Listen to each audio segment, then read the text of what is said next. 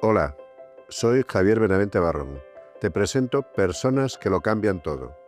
La vida más íntima de personas que inspiran con su poder y su bondad para cambiar el mundo. Gracias Vivo Fácil por patrocinar este podcast, por facilitar la vida a millones de personas, por hacer que disfruten de la vida y por cuidar de los suyos y de sus cosas, sus casas, sus vehículos, sus mascotas. Desde 1999, esos más de 25 años de trabajo de Vivo Fácil dan tranquilidad. Pues bienvenidos a este nuevo podcast de Personas que lo cambian todo. Son personas que por su trayectoria, por su día a día, por su forma de vivir, por la creación de empresas, desde su ámbito, cada uno, están contribuyendo a transformar a que este mundo sea un poquito mejor. Y hoy tenemos con nosotros una persona muy especial. Eres Carlos Añaños, eres una persona que conozco hace ya muchos años, casi 15 años, Sí. que se vino a España y le conozco. Tengo la fortuna de ser amigo, me considero amigo. Gracias, Y esto, Javier. la verdad es que me llena de orgullo. Gracias. Eres una persona que empezó su actividad como emprendedor allá en Ayacucho, en una zona de Perú no precisamente demasiado rica, No. y donde empezó en una cocina a hacer su primer emprendimiento. Como algo lo más relevante, pues empezó a hacer gaseosas, a venderlas en su pueblo, en su zona, y terminó haciendo la competencia a Coca-Cola y siendo incluso más grande en algunos países, con su Big Cola y muchos otros productos. En 2017 decidió vender su participación a la familia y dedicarse a otras cuestiones. Y pudiendo dejar todo y dedicarse a la buena vida, decidió, entre otras cosas, desde aquí, desde España, ayudar a su pueblo, a su tierra, allá en Ayacucho. E incluso tuvo el atrevimiento de meterse en la política para intentar, ¿quién le mandaría? Para intentar ser presidente de Perú, ahora, recientemente, pero algo hubo que no le gustó. Carlos Añaños es una persona que da conferencias absolutamente en todo el mundo, en todas las universidades de mayor prestigio, que es rico, como se suele decir con la palabra, en mayúsculas. Gracias. Que allá donde va a dar una conferencia, en cualquier parte, hay cola a la calle y siempre está lleno. Que cuando hace un podcast, hasta más de 50 millones de personas lo visualizan. Una persona que además de todo eso es, sobre todo, corazón. Carlos, muchísimas gracias por estar aquí. Me interesa Wow. mucho conocer quién es Carlos. Ese que está detrás de la marca Carlos Añaños. ¿Quién es Carlos? Gracias, Javier. Primero, pues nervioso por tremenda introducción. La verdad, te agradezco mucho y estoy feliz, yo también honrado de ser tu amigo. Así es que muy contento aquí en este concepto de personas que lo cambian todo. Intentaré contaros desde mi punto de vista algunos detalles. ¿Quién es Carlos, no? Yo creo que Carlos es un soñador. Es un soñador que intenta eh, que todos estemos bien, que intenta aportar con un granito de arena a los que menos tiene, que intenta motivar, darle ilusión, esperanza, fe a las personas que menos tienen. Y digo menos tienen, en este caso estoy enfocado a intentar, este año tengo un gran reto en intentar ayudar a 150 emprendedores en Perú. Toma un gran reto de hacer un mentoring 1 a 1, el cual me tiene bastante atareado, muchas horas al día, y me da ilusión, porque cuando termino los mentoring, me llevo ese cariño, esa alegría, esa ilusión, esa esperanza de las personas, y eso no tiene precio. Eso hace que cada día mi sueño lo persigo con más fuerza y solo con el afán de ver a las personas mejor. Pero tú eres una persona que podría dedicarse a disfrutar de la vida. Así. ¿Quién te manda el meterte ahora? Es una pregunta muy difícil. Sí, yo podría estar relajado, viajando, de vacaciones. Gracias a Dios he tenido éxito en mi vida personal, en mi vida profesional. Tengo más o menos todo estructurado. Pero el reto es cuando nadie te manda y cuando no mandas a nadie. ese es el reto, ¿no? ¿Y qué puedes hacer? Porque yo me llevo una frase de un gran mentor mío, Miguel Ángel Cornejo, un mexicano que se dedicaba a dar charlas también a miles, millones de personas en toda América Latina. Es un poco conocido en España, pero en América Latina es muy conocido. En Perú es queridísimo. Al final, cuando yo tuve la suerte de vivir en México, me hice muy amigo de él. Cada 15 días salíamos a comer y en las charlas y tertulias largas que teníamos, hablábamos, ¿no?, de cuál es el rol de las personas en este mundo que estamos viviendo. Y uno de los temas que me acuerdo y lo tengo tatuado en mi corazón es que él me dejó una frase, ¿no? ¿Qué estamos haciendo y qué vamos a hacer en esta vida? Y él me dejó este recuerdo. Lo que yo sueño es que el día que yo me muera, en mi epitafio no diga, nació, murió y nunca supo para qué vivió.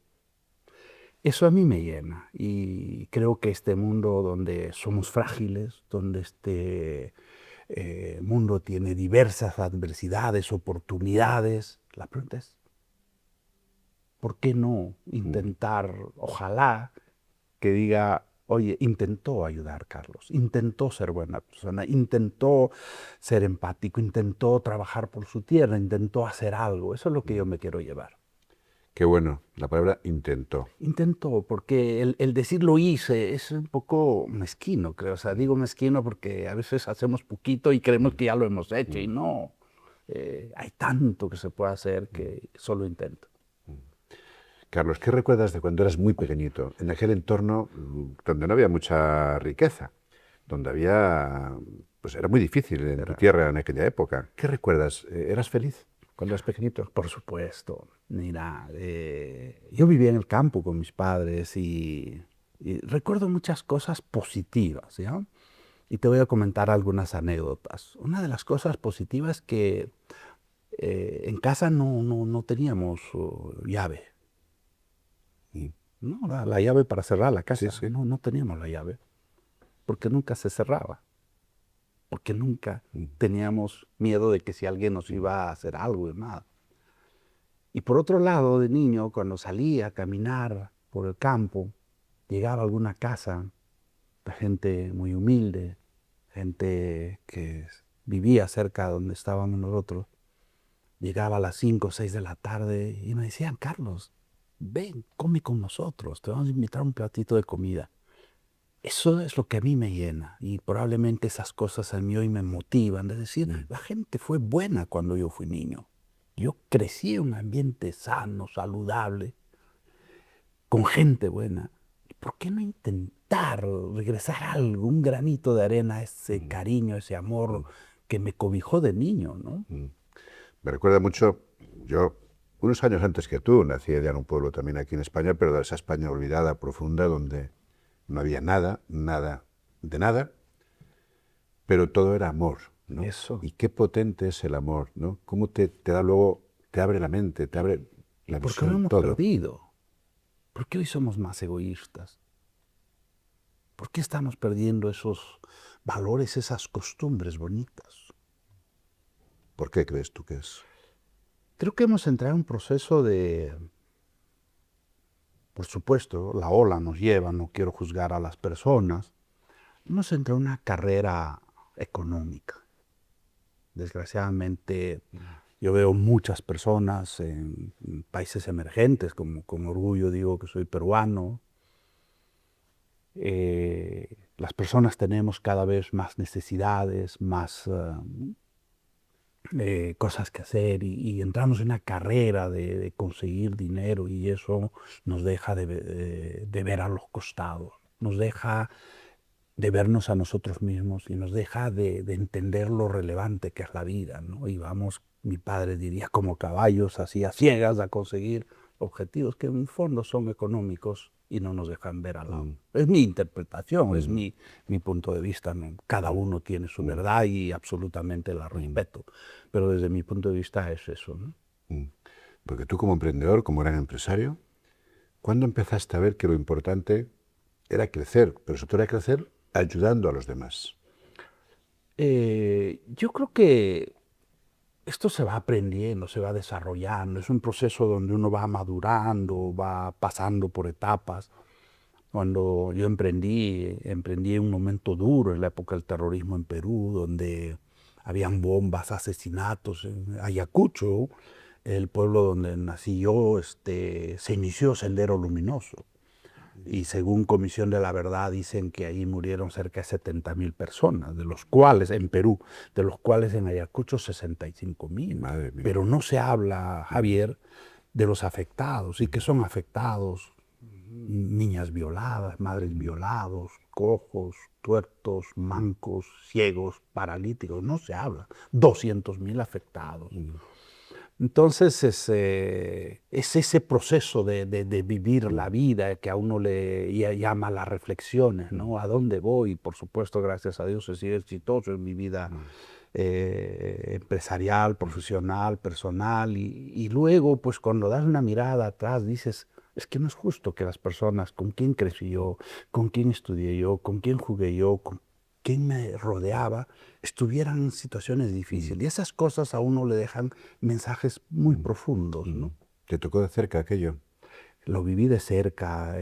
Yo viví situaciones muy duras en la época de terrorismo. Si me preguntas, voy a contar una anécdota. Un día yo ya había emprendido, ya tenía la camioneta, fui con unos amigos a ver una película y de regreso a casa me encontré con un enfrentamiento.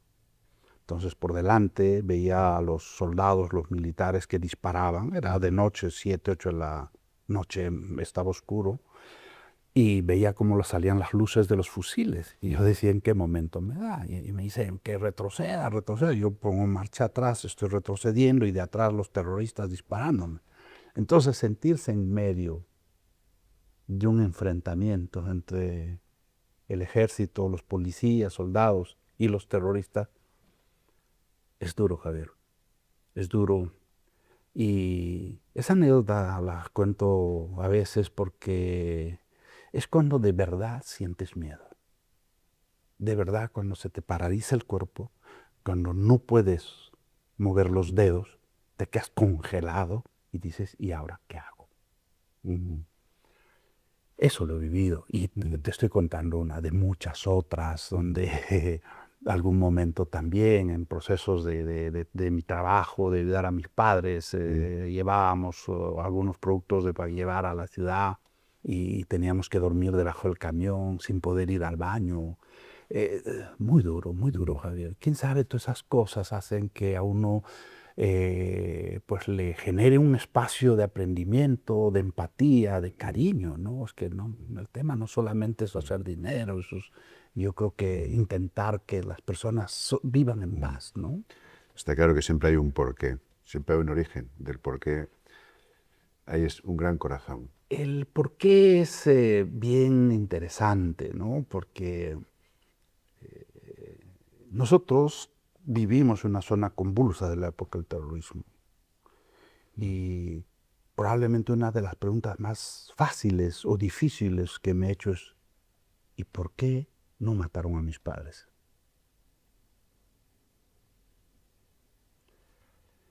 Es complicado, ¿no?, hacerse esa pregunta, porque en aquella época mataban a muchos. En el valle donde nosotros vivimos mataron a muchos, cientos. ¿Por qué no mataron a mis padres?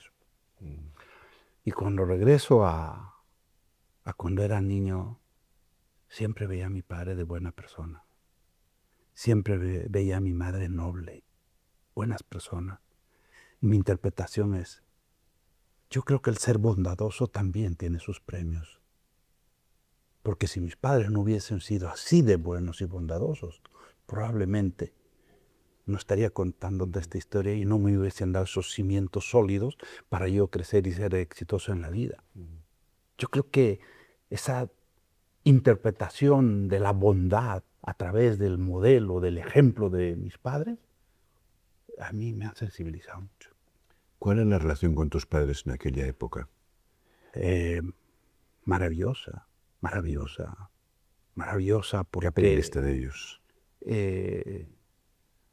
Aprendí una palabra que hoy está muy en las conversaciones de todos, lo que es el liderazgo, ¿no? Por ejemplo. Mm.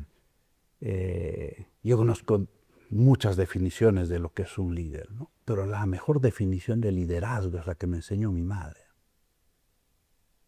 Es el ejemplo, es lo hago, es no te pido, lo hago yo.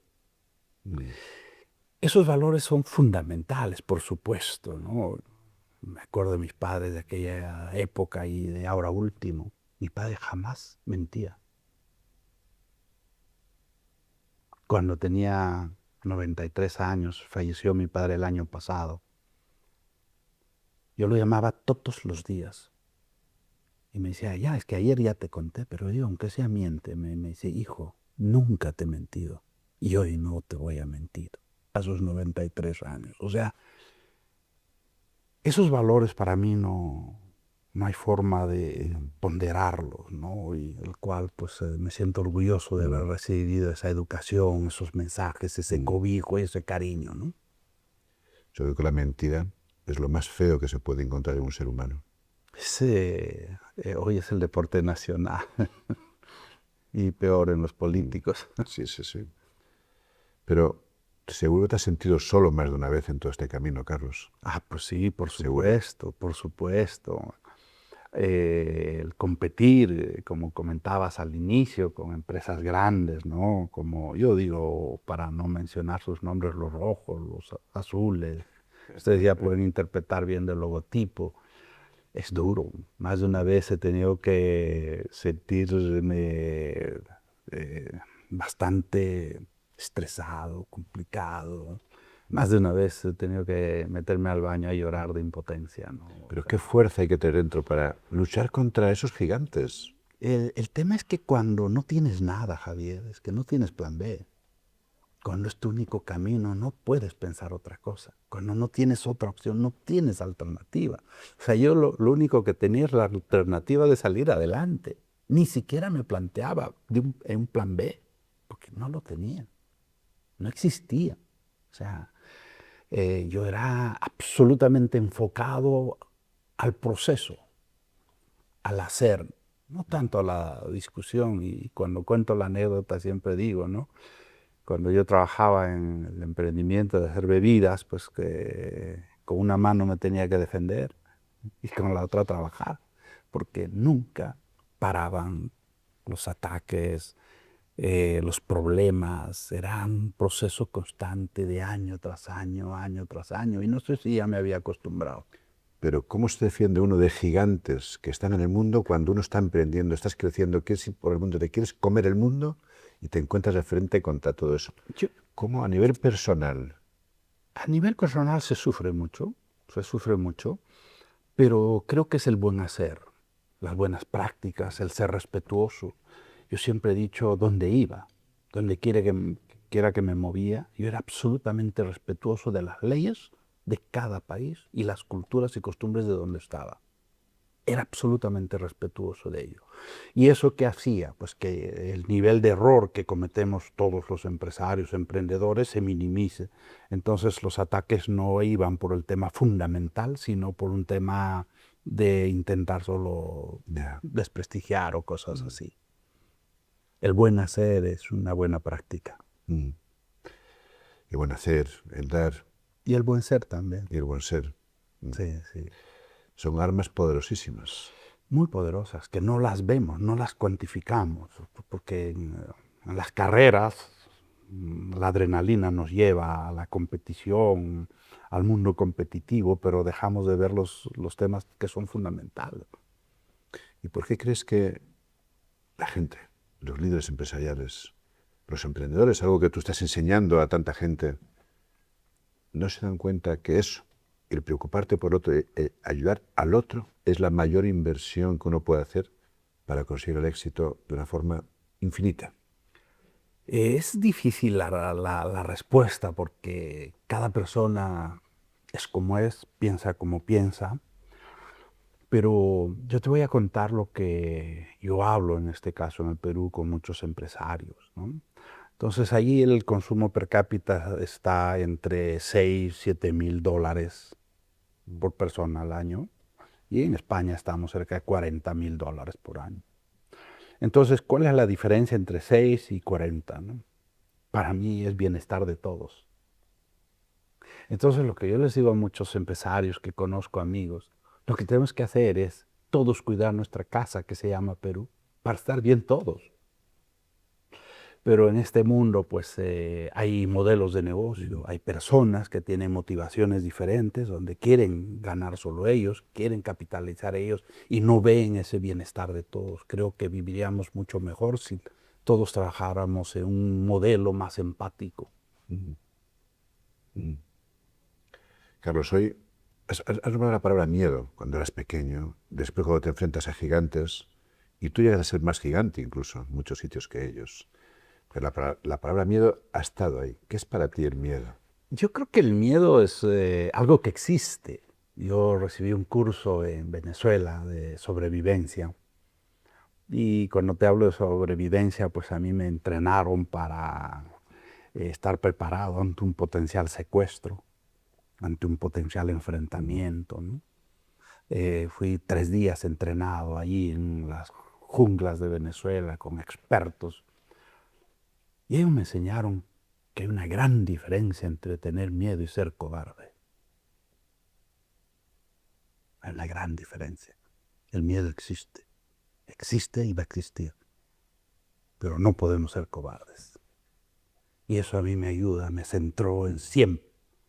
Tengo miedo, pero no puedo ser cobarde. La No puedo valentía. dejar de ser valiente, resiliente, luchador, chambeador. Entonces, desde que lo entendí eso, pues, no sé, creo que lo llevo mejor, el miedo.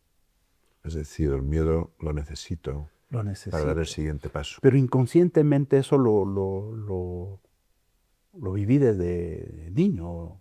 Y digo desde niño, desde el enfrentamiento que me vi, ya sentía miedo. En ese momento no sabía cómo manejarlo, se me paraban las manos, el cuerpo y pasaba momentos duros. Pero ya cuando tienes un proceso de formación, pues el pensamiento, el mindset cambia y es más llevadero, diría yo. Hoy, Carlos, vivimos en una sociedad, tú la ves aquí, en Perú, en todo el mundo desarrollado, donde todos los temas de soledad, ansiedad, desesperación, preguntas en los adolescentes como ¿para qué? ¿Para qué vivo? ¿Cuál es el sentido de la vida? Jóvenes que creen que no tienen oportunidades. ¿Qué opinas de todo esto? Yo creo que el mundo está lleno de oportunidades. El mundo en todos los ángulos, ¿no? El tema es que a veces el facilismo nos gana, ¿no?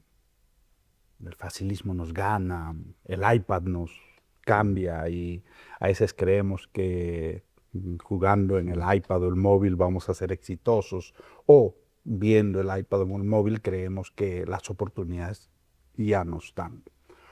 Yo he tenido la suerte de leer un poco sobre los hombres exitosos del mundo y conozco pocos exitosos desde la comodidad.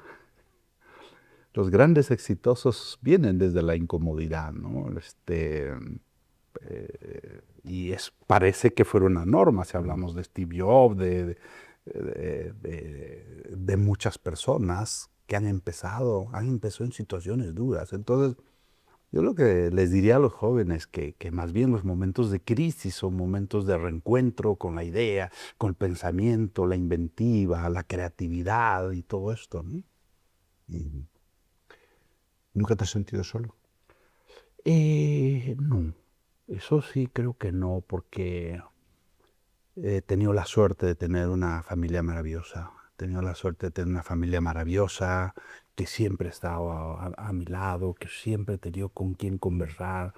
Y la verdad, solo en el mundo empresarial de negocios sí, momentos duros. Solo de soledad, de soledad. No, de soledad no. La verdad es que sí me siento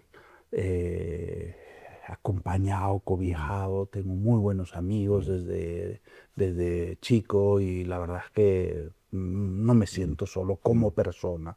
El mundo empresarial a veces sí se pasan momentos duros, sobre todo cuando hay hechos complicados y lo que tú no quieres llevar la complejidad a la casa, ¿no?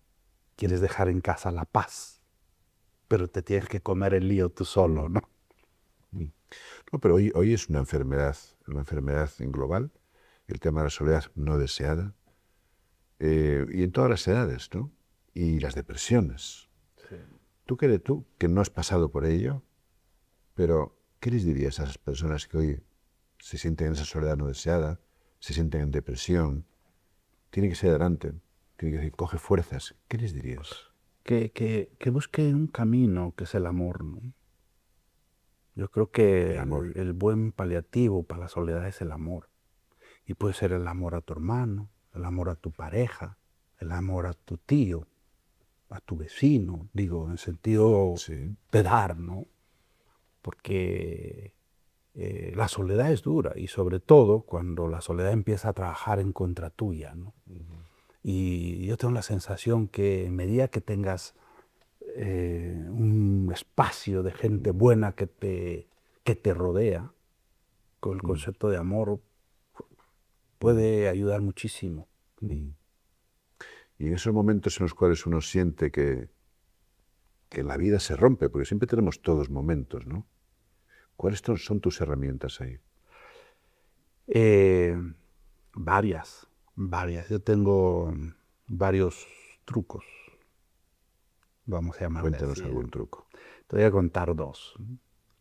En los programas de entrenamiento, a veces yo te cuento todo esto desde hoy, desde el momento diferente de un espacio donde yo ya he aprendido muchas cosas, pero a veces no cuento que yo de joven tuve que ir a un psicólogo porque tenía temas personales. Y me dijo, tú no necesitas un psicólogo, necesitas un psiquiatra. Pues me fui donde un psiquiatra. Tuve la suerte que solo fui una vez y me dijo, el día que ya no quieras venir es el día que te has curado, ¿no? Entonces, en fondo, yo me fui formando para estos procesos y hay dos que para mí son importantes, ¿no? Y esto es una enseñanza de un tío, el hermano de mi padre, que decía, si el problema es grande y tu mente es pequeña, el problema grande gana tu mente. El secreto es hacer que tu mente crezca grande y hagas el problema pequeño. ¿Cómo se logra eso? Haciendo y poniendo el problema en tus manos o en la mesa. Y más de una vez he hecho el ejercicio y he dicho, pon el problema en la mesa. Y nos damos cuenta que no podemos poner el problema en la mesa ni en nuestras manos, porque el problema no existe. Es un tema mental. Entonces, si crees en ese concepto de que tu mente es pequeña y el problema es grande, y crees que el problema es mental, puedes hacer que tu mente crezca y reducir el problema. A mí eso me ayuda muchísimo. Y el otro para mí es el tema de la sonrisa, que también fue un coach que me enseñó, ¿no? ¿Será por eso que estás sonriendo siempre? Sí, por supuesto, porque los músculos de la sonrisa emanan energía, alegría, optimismo, positivismo, esperanza, fe, todo, ¿no? Pero no tiene problema. Y claro, este profesor lo que me decía, lo que hay que agarrar es un boli, y uno de los ejercicios que yo hacía permanentemente, me los ponía hasta el fondo. Y en ese momento que te pongas el boli hasta el fondo, mi coach me decía, a ver, ahora piensa en un problema. Entonces, mientras tú estás sonriendo, no puedes pensar en un problema. Qué bueno. Claro, el problema no te llega cuando estás sonriendo, el problema te llega cuando no hay sonrisa, cuando estás preocupado, tu comportamiento, tu estructura facial cambia. Pero si esa estructura facial la llevas a la sonrisa el problema, perdona que te lo diga así, desaparece. Más de una vez cuando teníamos algunas discusiones con mi esposa, con Carolina, yo estaba conduciendo y en la carretera pues habían discusiones de pareja, que es muy normal. Subía el calor de la discusión y estaba sonriendo y me decía, ¿por qué te ríes? Porque para mí es una terapia la risa. Porque con la risa hago que todo se ecualice, me da más tranquilidad, mejor respuesta, más serenidad y todo. Pero yo hoy pues hago ya como un hábito personal el buscar la sonrisa permanentemente, ¿no? Qué bueno, qué bueno, Sí, qué bueno, sí. qué buen truco. Es un buen truco, que eso le llamamos en Perú, no sé cómo se llama aquí en España, Sí, yo sí, le llamo truco. buen truco, ¿eh? Y un buen ejercicio para todo el mundo Sí. que esté pasando por cualquier momento esos de Es, es, desesperación. es, es sonreír. Hacer este ejercicio muscular no sabes lo que representa y lo que vale y lo que te sirve. Momentos duros de enfermedad, de accidente, diversos. Les comento a algunas personas y luego, después de meses, me lo agradecen. Me han cambiado me ha cambiado la vida con ese Bueno, truco de la sonrisa. y tuviste la fuerza de decir, necesito un psicólogo, un psiquiatra. Sí, sí, sí, sí. Y fuiste. Sí, fui, tuve consulta y Claro, todo. claro, que a veces nos resistimos a no ir a Lo un que pasa es profesional. que a veces creemos que el psicólogo nos recibe ya porque estamos mal, ¿no? El psicólogo nos puede enseñar muchas cosas, desde el estar bien y estar mejor, no del de estar mal para estar bien, ¿no? Carlos, y volviendo a aquel niño de Ayacucho, que sé que es tu querida tierra a la que tanto le dedicas hoy, que luego nos cuentas un poquito lo que estás haciendo allí, y que lo llevas aquí en la Con muñeca, mucho lo orgullo. llevas aquí en la muñeca.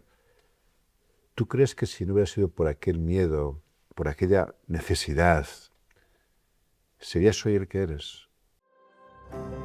¿Sabías que 3 de cada 4 trabajadores de los servicios centrales de Vivo Fácil son personas con discapacidad? Pues sí, ellas son precisamente los motores del cambio. Volviendo a aquel niño de Ayacucho, que sé que es tu querida tierra a la que tanto le dedicas hoy, que luego nos cuentas un poquito lo que estás haciendo allí, y que lo llevas aquí en la Con muñeca, mucho lo orgullo. llevas aquí en la muñeca. ¿Tú crees que si no hubiera sido por aquel miedo, por aquella necesidad, serías hoy el que eres?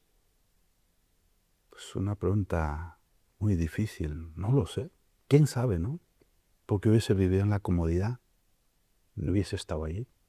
A mí lo que me llevó a tener cierto grado de éxito es la dificultad, la adversidad. Me llevó al éxito el terrorismo, porque tuve que huir, salir literalmente de Ayacucho. Mi madre me puso encima un camión para salvar nuestras vidas.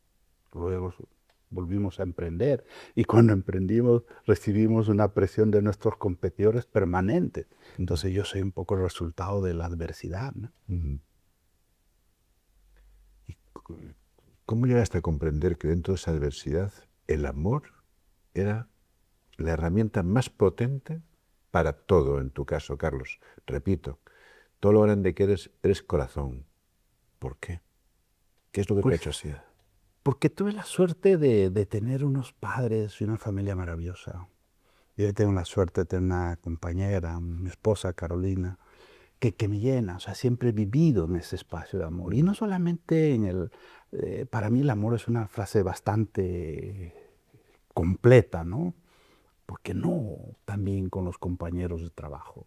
De hecho, en ese proceso de evolución, cuando nosotros después de casi 10 años de competir en el interior del Perú con las gaseosas, llegamos a la capital y en la capital no se llamaba la empresa, porque esto tuvo un proceso evolutivo, no se llamaba Industria Saneaños, se llamaba La Gran Familia Cola Real. La gran familia. Cola Real. Era una gran familia. Era una gran familia porque yo era el que primero entraba, yo era el que último me iba, y cuando alguna persona tenía un problema, yo estaba al lado. Nunca dejaba a mi equipo abandonado, jamás los dejé abandonados. Y eso es parte del amor, es parte de la empatía. Entonces, si teníamos un problema, los asumíamos todos nos hacíamos cargo del problema, porque éramos parte. Más de un año viejo, me ha tocado comer con la gente ahí trabajando y vivir momentos también duros juntos. Entonces, para mí el desprendimiento, el amor, la amistad es fundamental. La gran familia Cola En su Real. momento se llamaba Cola Real, Eso luego es fuimos AG evolucionando. Grupo. Y AG Group luego fue un nombre que le pusimos en honor al apellido. Yo soy Carlos Añaños Gerí. Añaños Gerí es A, Sí, J-E de Gerí, ese es AG. Es ajá, un grupo familiar eso es. bastante importante. Más de 20 países Sí, trabajando en sí, todo el sí, mundo. sí. Y ahí con gente. Y al final, yo soy el que pienso que la gente es lo que te ayuda a llegar lejos, ¿no? Totalmente. Muchos conversatorios con mi equipo, por Mm, supuesto, que esta charla me ayuda a recordar esos momentos lindos.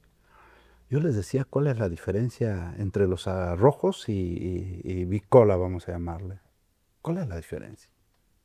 ¿Cuál es la diferencia entre Samsung y Apple? Digo estos dos ejemplos. ¿Cuál es la diferencia? La gente, mm, su gente. Su gente que decide hacer de una forma y su gente que decide hacer de otra forma. mm, Entonces, si a esta gente que entiendes que tiene que hacer de una forma diferente, no les das un espacio del que el líder puede dar, pues es difícil. mm, No logras tener una mm, identidad y al final eres una empresa más. mm, Pero si entiendes que la mm, diferencia es la gente, mm, desde ese espacio construyes tus mm. equipos. Y tú y yo estamos de acuerdo en eso precisamente, en que la gente, cuando te comprometes, cuando te implicas en la gente que tienes, cuando existe esa palabra amor que tú decías entre empresario, trabajadores, donde todo el mundo, todo es una familia, no hay límites, se puede hacer, ¿no?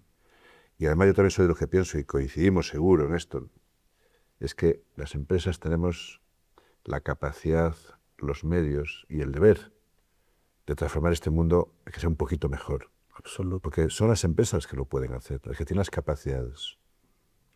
Yo, cuando estaba en AG Group, hablábamos, de hecho, con los hermanos, y hablamos de la responsabilidad social corporativa.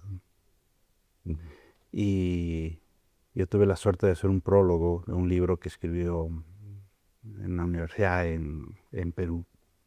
Y me decían que yo escriba sobre el prólogo respecto a la responsabilidad social corporativa que tenemos las Mm, empresas. Y yo le dije, para mí eso no es suficiente. La responsabilidad es lo que tú eres responsable. Yo le dije, a mí me encantaría que fuera compromiso social corporativo, mm, porque el compromiso va más allá de tu responsabilidad. mm. Entonces, si los empresarios tuviéramos eso que dices, ese compromiso, hoy no habrían tantas diferencias y probablemente tantas Así es. dificultades. Y dentro de eso aprovecho para preguntarte una cosa. Dentro del mundo de la empresa, la diversidad, el concepto de diversidad de personas, el mundo es diverso. Absoluto. ¿Qué importancia le das tú en una empresa tener unas plantillas diversas? Yo pienso que es lo adecuado, porque, y cuando hablas de diversidad, tienes que entender, yo tuve que entender a trabajar con budistas, con musulmanes, es parte de la diversidad. Yo creo que las personas no todas somos iguales.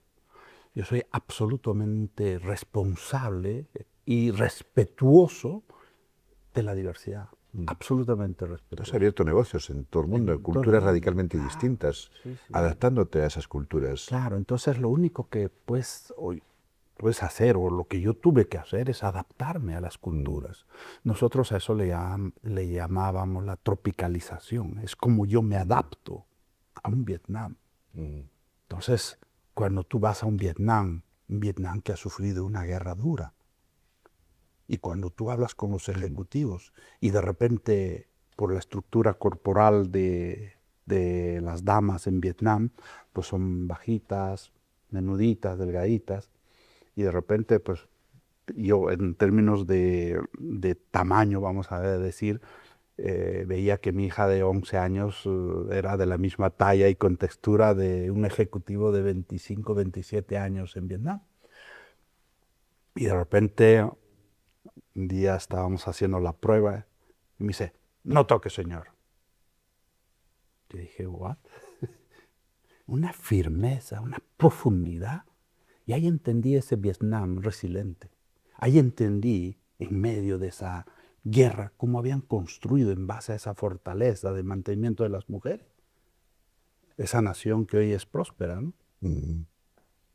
Carlos, vamos a volver a ese lugar que te gusta tanto, Ayacucho. Ayacucho. ¿Qué sientes cuando trabajas en tu tierra? ¿Lo haces crees que es un deber que tienes con tu tierra o lo haces por amor por tu tierra? No, yo creo que es un compromiso. Es un compromiso emocional, es un amor que tengo a las personas que han sido, como al inicio te comentaba, atacadas, vejadas, humilladas en medio del terrorismo. No solamente se ha perdido el tejido empresarial, tejido industrial, se han perdido nuestras familias, se ha resquebrajado todo. Entonces, ahí yo tengo un compromiso de decir, oye, hay que hacer algo. Y cuando llego,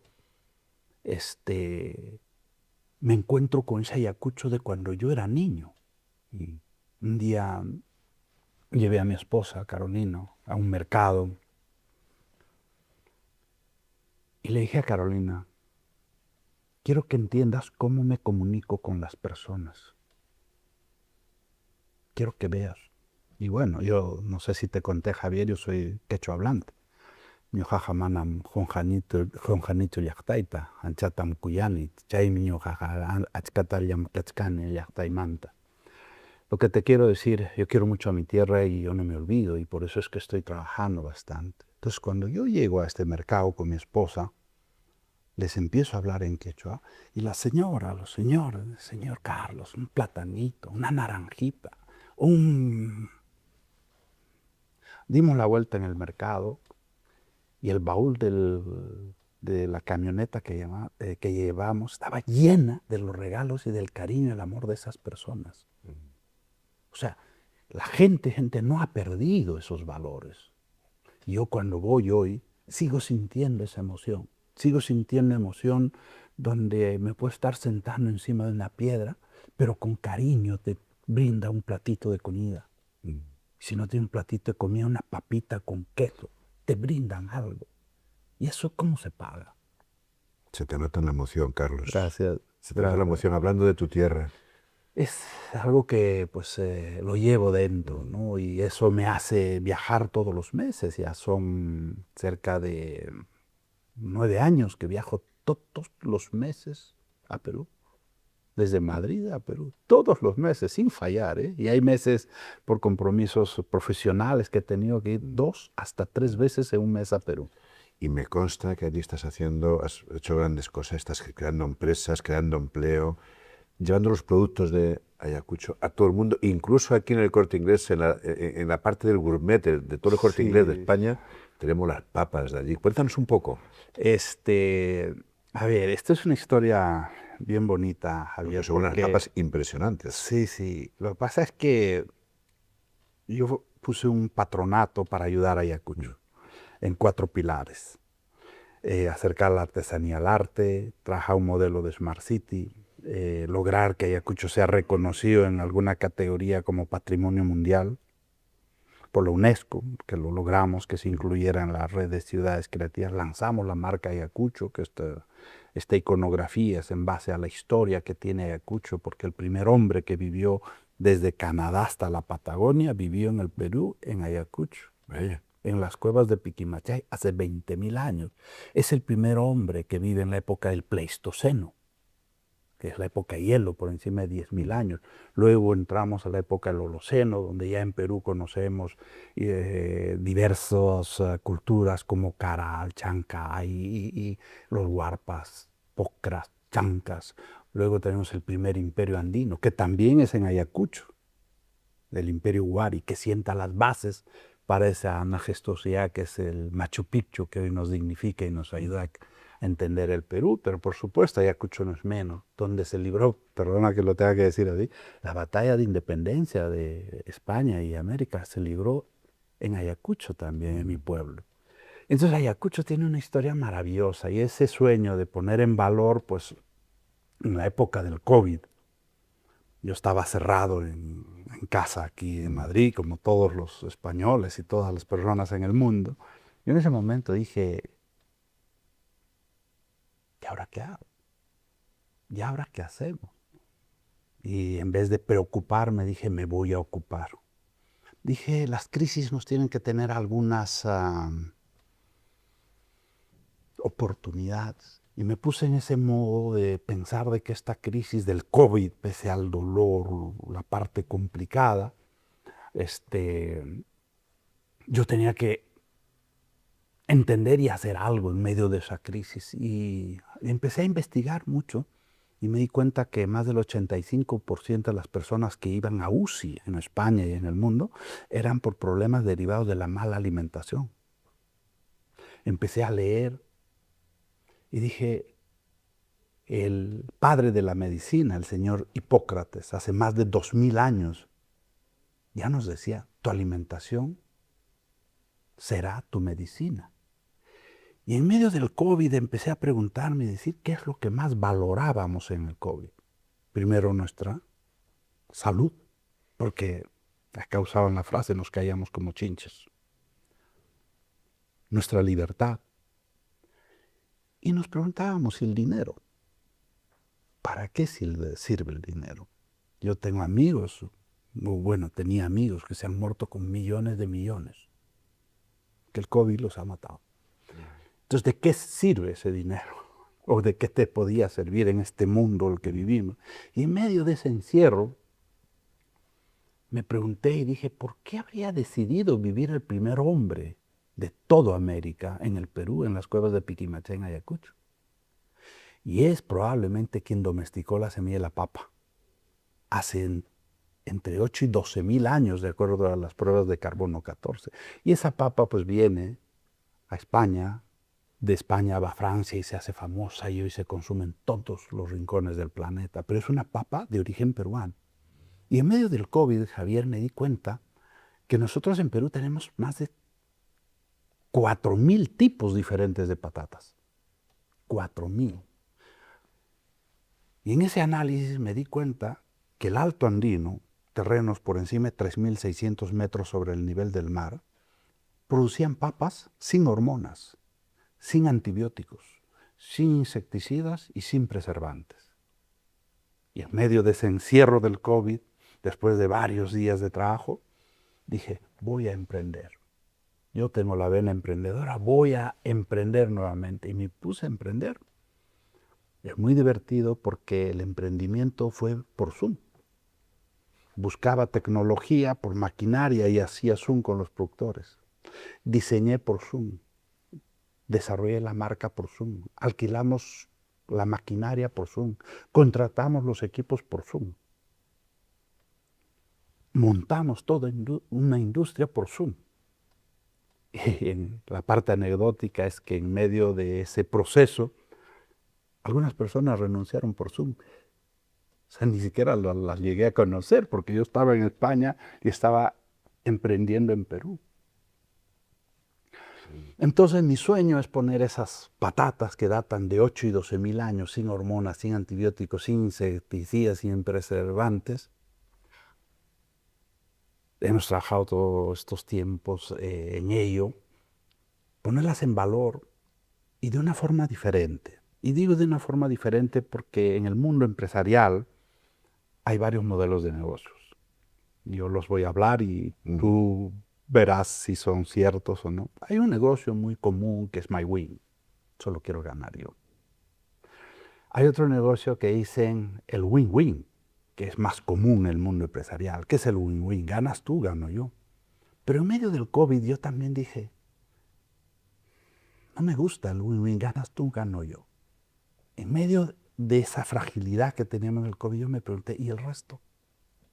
Y es ahí donde yo me invento un nuevo modelo de negocios, el win-to-win al cuadrado. Ganas tú, gano yo. Ganan los héroes del campo porque van a producir un producto sano y saludable, sin hormonas, sin antibióticos, sin insecticidas, sin preservantes. Ganan los consumidores porque van a tener una joya del Alto Andino y que les puede ayudar a mantenerse bien. Que los colores de esas patatas son antocianinas, que son antioxidantes y todo. Y poner en valor esto, pues, tomaba retos. En su momento no había oferta, tampoco había demanda. Y para que existiera la demanda y empezar a construir la oferta, decidí pagarle 6 veces más por el mismo kilo de la patata que producen en aquel momento.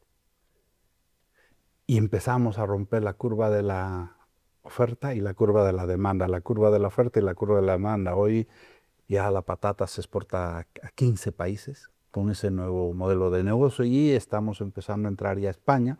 Gracias a Dios ya nos han aceptado en el Corte Inglés. En pocos días pues se nos han acabado los inventarios, llegarán más productos y los encontraremos. ¿Cómo se llaman? Tiapuy. La palabra tiapuy es una palabra que quiere decir, es una palabra quechua que quiere decir, lo tiene todo, es completo en todo.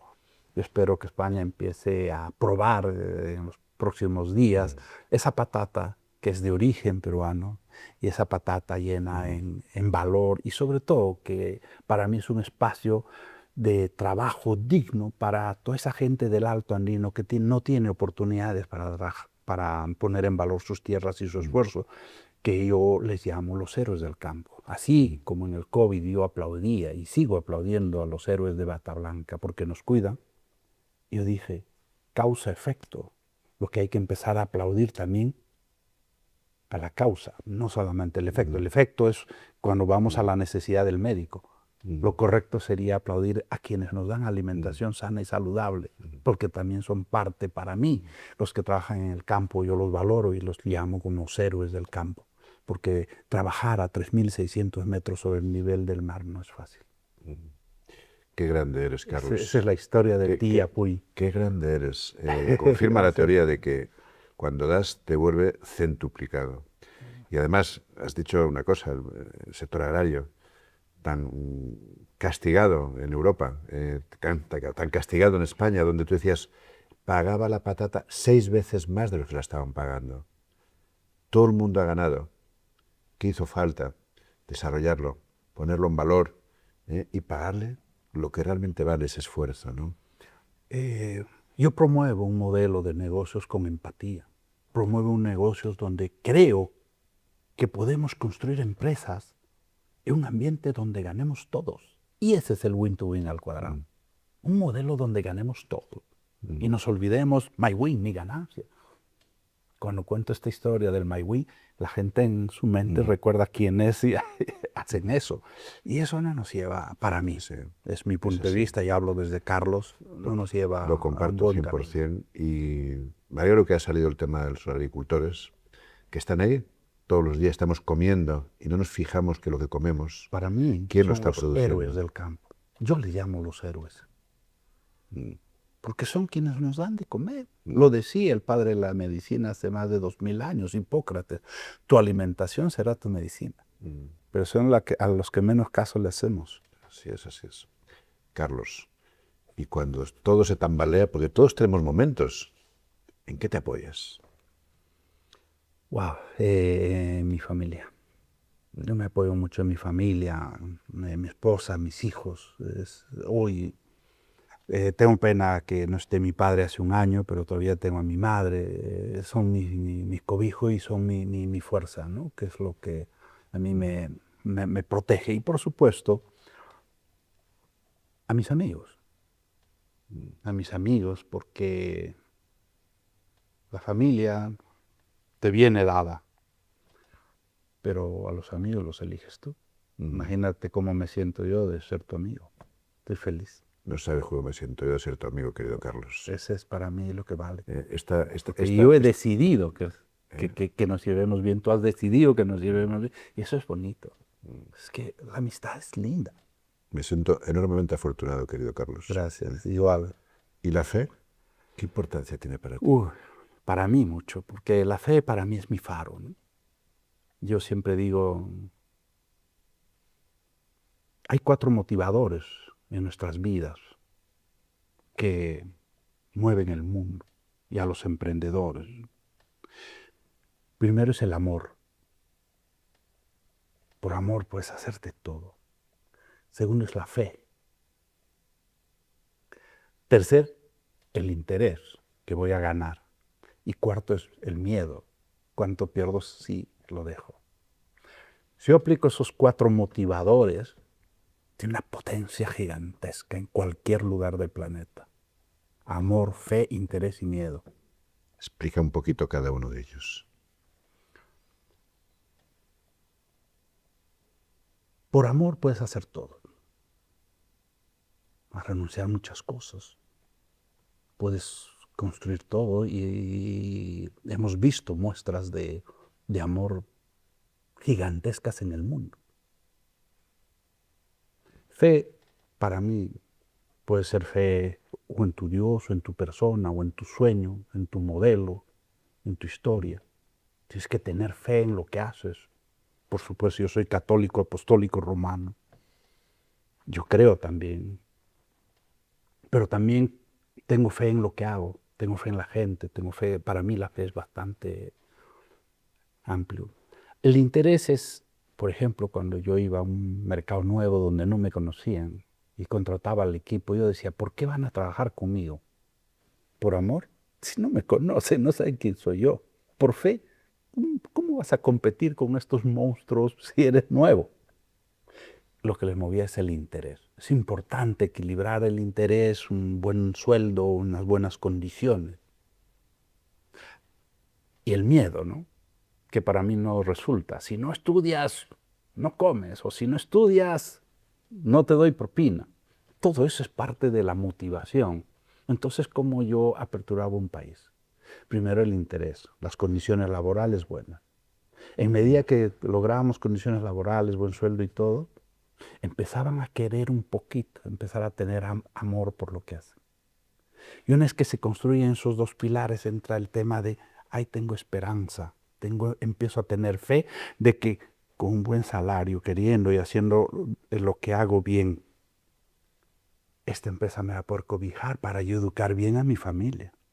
Porque no te olvides que los empresarios somos responsables de manejar cientos o, dependiendo del tamaño de las empresas, miles de familias. En mi caso eran miles de familias.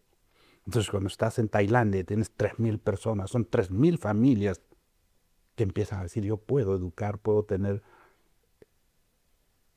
fe en esta empresa. Y luego les entra el miedo. ¿Y por qué entra el miedo? Y pongo esta variable importante. Porque dicen, no puedo dejar de hacer bien las cosas porque no puedo darme el lujo de perder este trabajo. Entonces, cuando se logra esos 4 motivadores, para mí son potentísimos. Potentísimos para los emprendedores, para los empresarios. Carlos, y después de crear tu empresa, convertirla en multinacional, estar en casi 30 países, luchar y competir contra los grandes que a nadie se le ocurriría contra, tú llamas los rojos o los azules, yo digo Coca-Cola y Pepsi-Cola, y ganarles en muchos mercados Bueno, con tu Big Cola. Después de todo eso, después de trabajar por tu tierra, por Ayacucho y por todo lo que más quieres, ¿para qué crees que estás en el mundo? pues yo creo que estoy en el mundo para ser feliz.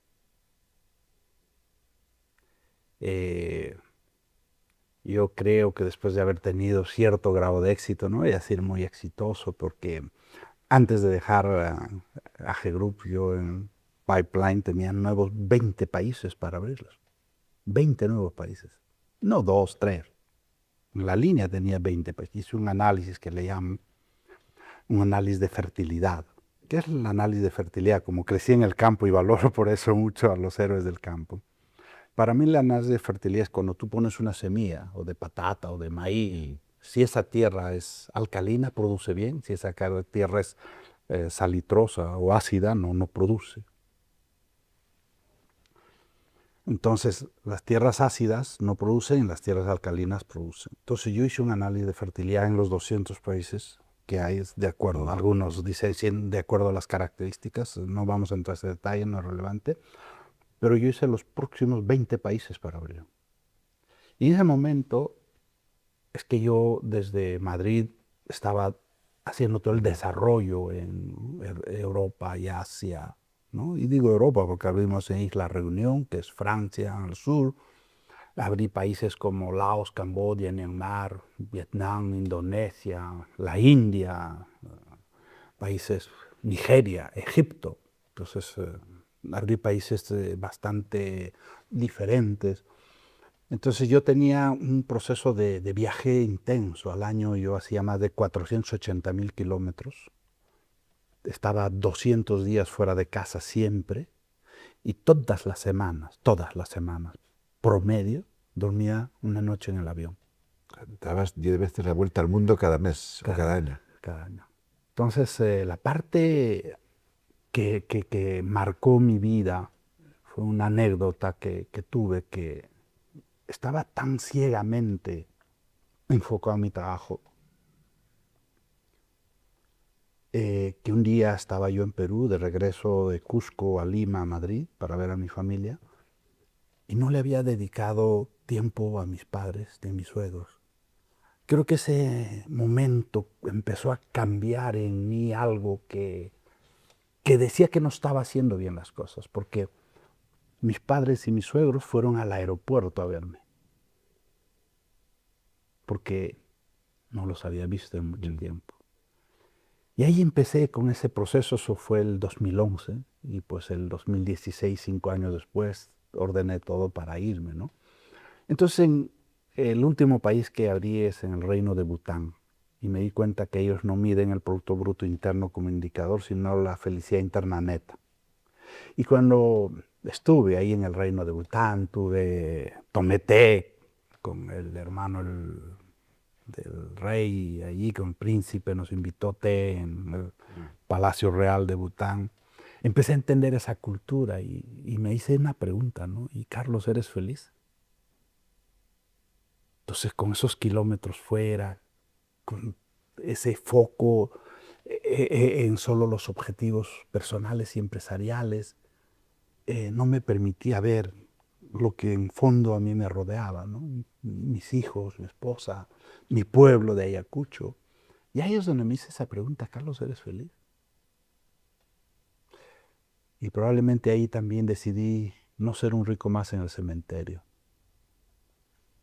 Y decidí hacer algo por mi tierra y centrarme un poco más en lo mío. Y eso me motivó a dejar a Grupo en fondo. Y ese es hoy tu propósito. No, mi propósito es eso, poner en valor Ayacucho, para que esa puesta en valor de Ayacucho a mí me dé esa alegría de lo que yo le llamo la felicidad, porque no hay cosa más bonita cuando tú llegas a tu pueblo, trabajas y de repente anécdotas como: voy a un restaurante, envío mi tarjeta de crédito para pagar y vuelve el camarero y me dice: señor Añaños, no le vamos a cobrar. No es por el valor de la cuenta, es el hecho. ¿Cuánto vale eso? O sea, yo creo que en la vida no hay que solo ver el ROE económico, el TIR económico. ¿Cuándo vamos a hablar del ROE emocional? ¿Cuánto vale? ¿Cómo se mide el ROE emocional? ¿Cómo se mide una sonrisa de un emprendedor que empieza de cero y luego tiene 60 personas que trabajan con él, o 20? ¿Cómo se mide el ROE emocional cuando ves a una serie de personas empezar a tener ilusión, fe, esperanza en su trabajo y en su esfuerzo? ¿Cómo se mide? Carlos, y cuando uno de esos jóvenes de Ayacucho, o de esos 150, que vas a... Estoy haciendo mentoring a los 150 este año. No sé cómo lo vas a hacer. A nivel individual, uno a uno, tú, en persona. Cuando uno de esos jóvenes te dice: no puedo, no encuentro oportunidades, no veo oportunidades para poder emprender. O de aquí, de Madrid. Yo lancé ese comunicado de que iba a dar un mentoring a 150 personas, y tuve la suerte o la mala suerte que se inscribieron 1000. Y hemos armado un equipo, gracias a Dios, de voluntarios, de 14 ejecutivos, amigos de primer nivel, un DEC en Perú, que me están ayudando a ese proceso de seleccionar de 1000 a 150. Porque no puedo con los 1000. Entonces estamos haciendo una estrategia para que esos 1000 no se queden solos. Pero sí te debo decir, Javier, que en este proceso que ya empezamos a dar, lo único que me toca es hablar con gente maravillosa, con gente soñadora, con gente con ilusión, con gente con mucha energía, mucha fuerza, mucha, o sea, más de lo que te imaginas. Y a veces pasan muchos emprendedores por ese espacio que tú antes comentabas, ¿no? De la soledad, de tener un problema y no saber a quién decirle. Y en este caso, pues muchas personas de las que estoy dando el mentoring, como que ya me conocen, saben lo que hago y se abren conmigo, son personas que tienen bastante confianza conmigo. Y es bonita esa relación que empieza a construirse y luego espero pronto enviarte unos mensajes de ellos que la verdad es que dices, wow, mereció la pena ese esfuerzo adicional porque son muchas horas que le dedico ahí. Merece la pena. Y cuando te dicen, no, es que no encuentro oportunidades, no hay oportunidades. Señora Ñaños, no hay oportunidades, ¿qué puedo hacer? Ha habido un caso, ¿no? Y hago las preguntas de rigor. No puedo pretender que todas las personas sean como uno. Pero lo primero que yo les digo es, bajo mi experiencia, ¿a qué hora te levantas? ¿Qué haces cuando te levantas? ¿A qué hora te acuestas y qué haces cuando te acuestas? ¿Y qué haces en tu día? Entonces, cuando la gente se sienta, en México aprendí una frase, ¿no? Muy jocosa, voy a decirlo, ¿no? Cuando trabajamos en ese proceso de buscar las eficiencias de las personas, en México había una frase que se llamaba las horas nalga. Las horas que paras sentado sin ser productivo. Entonces, cuando hablo con los emprendedores y digo, a ver, cuantifica las horas nalga, que tú has estado despierto es que no me vale. A mí cuéntame cuántas horas has estado dedicado o a pensar o a hacer, o a crear o a diseñar, o a innovar. No me digas cuántas horas estás despierto. Puedes decirme, yo estoy despierto 24 horas. Pero si en esas 24 horas, lo que dice México, tienes horas nalgas improductivas, yo les hablo, perdóname la expresión, pero con absoluta sinceridad, porque yo vengo de ese mundo. A mí no me pueden decir cuántas horas trabajo. Yo trabajo muchísimo y sigo trabajando bastante. Entonces, para mí, no soy el que va a diseñar el algoritmo matemático complejo para que los emprendedores busquen la alternativa o la oportunidad. Lo único que voy a decir es que los emprendedores van a encontrar su camino en medida que haya esfuerzo. Perdona, es mi punto de vista. Si no hay esfuerzo, no hay... El otro día en una reunión con jóvenes, le pregunto, ¿y tú qué quieres ser? Y dice, yo quiero ser rico. Buen punto. ¿Qué le dirías? Yo le diría que me encanta, porque ya es por lo menos un sueño. Yo le diría, ¿qué haces para ser rico? Porque yo creo que la meta está bien, porque ese es el sueño que todos queremos ser. Pero si esa meta no la acompañas con esfuerzo, dedicación, disciplina, compromiso, termina en un sueño o una pesadilla. Una pesadilla porque nunca se va a cumplir. El sueño se logra, pero yo siempre me pregunto, ¿qué vas a hacer? Y lo que pasa mucho, estuve recordando ahora que me haces esta pregunta, yo estuve en Arequipa, en Perú, visitando una ciudad y estaba con una suerte de 800 jóvenes en un conversatorio y ese día tuve una gran vivencia porque previo a ese conversatorio con esos jóvenes fui a unos comedores populares de gente que no tiene dinero. Me encontré con unas niñitas de 6, 7, 8 años. Yo les pregunté a los niños y le dije, ¿qué quieres ser de grande? Y una niña me dice, yo quiero ser enfermera. El otro, yo quiero ser doctor. El otro, yo quiero ser policía. Y a los jóvenes les dije, cuando estaba frente a ellos, ¿qué quieres ser en 10 años, en 15 años?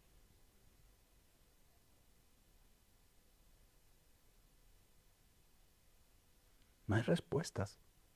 Los niños lo tienen claro. ¿Qué quieren ser de grandes? Una niña de 5 o 6 años para ser doctor, médico, policía, estás hablando de 15 años adelante. Ya lo está viendo una niña.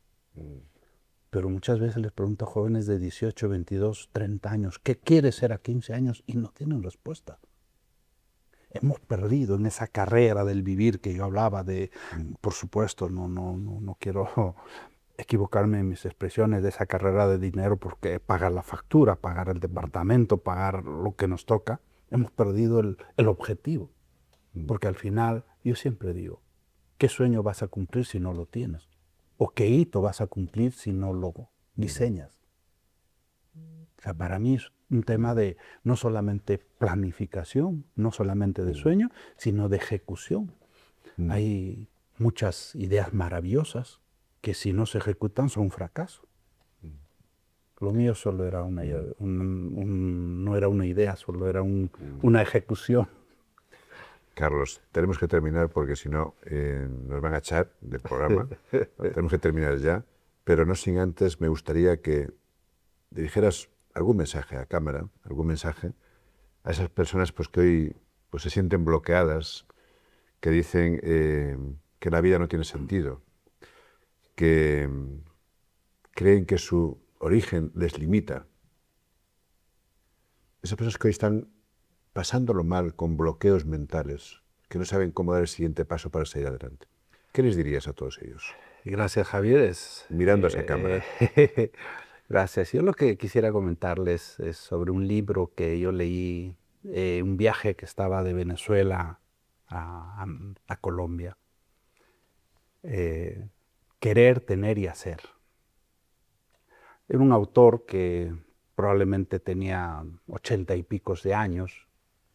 En la parte final del libro él escribía de que un amigo le preguntó a los 80 y pico años cuando estaba terminando de escribir el libro y le decía, ¿qué harías tú si tuvieras 20, 22, 25 años? Y el autor decía, estoy terminando de escribir mi libro, pero lo que yo haría si tuviera 20, 25 años es cometer errores a propósito. A veces queremos ser exitosos, pero no entendemos que para hacer un gol necesitas fallar muchos otros goles.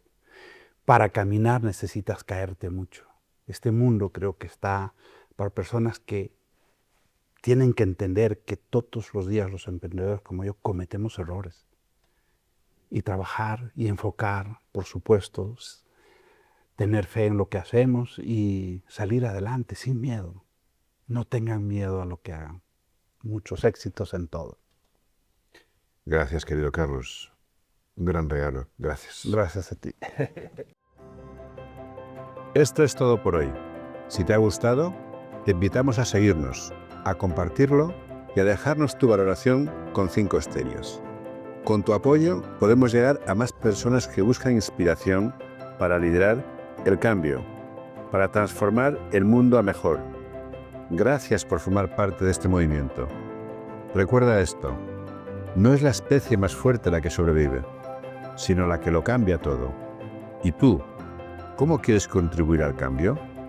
Te espero en el siguiente capítulo. Entra en vivofacil.com y disfruta de la vida.